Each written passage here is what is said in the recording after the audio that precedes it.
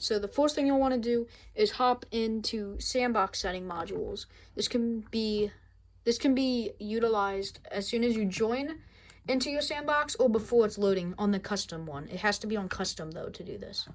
So first you'll want to go down here to the scientists and tasks, which is the last module. You're going to want to turn resource off, and you're going to want to turn expedition and fossils off. So let's just apply these changes. And let's get out of the module. And now you can see I have every dinosaur in the game. And in my database, I have most of them because of this trick. I don't know if this is probably not a glitch since it's in the thing. So I'm in the Arizona map. The database, let me just so that I can show you guys.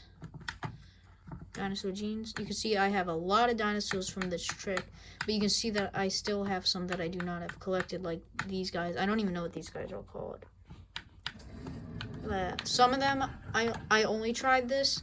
I only have so many because I tried doing a battle royale, but Xbox can only have, for some reason, last gen consoles.